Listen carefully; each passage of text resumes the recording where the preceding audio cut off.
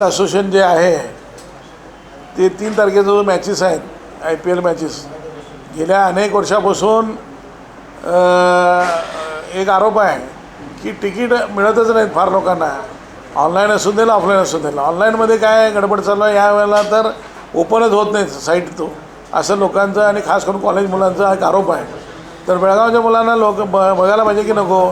मग आज VIP कोटा हे कोटा तुमचे कोटा किती आहेत, ऑफलाईनमध्ये किती प्रिंट झालेले आहेत, ऑफलाईनमध्ये कोणाला तिकीट अवेलेबल किती होते, कोणाला दिला, एक मोठं एक फ्रॉड चालू आहे आणि ब्लॅकमध्ये विकायचं काम या असोसिएशनच्या माध्यमातून होत आहे. म्हणून गृहमंत्री कर्नाटक राज्याच्या त्यांना मी विनंती करतो, हा एक मोठा प्रकरण आहे. प्रत्येक मॅचेसमध्ये या पद्धतीने या असोसिएशनचे पदाधिकारी याच्यात इन्व्हॉल्व होऊन ब्लॅक करत आहेत. त्यामुळं ऑफलाईन ऑनलाईन तिकीट जे वितरण आहे याचं संपूर्ण चौकशी झालं पाहिजे हे आग्रह करतो. मध्ये कॉलेज मुलं पण सांगत होते, आज मी स्वतः अनुभव घेतलेला आहे. मी पण आज विचारत होतो त्यांना, तुमचं जर कोटा सिस्टम असेल तर आम्हाला एक 5 तिकीट 4,000 2,000 5,000 जे अवेलेबल आहेत त्या तिकीट द्या, तेवढे पैसे आम्ही हे करू. तर आमच्याकडे नाहीत, फोन घ्यायला तयार नाही, भेटायला तयार नाही.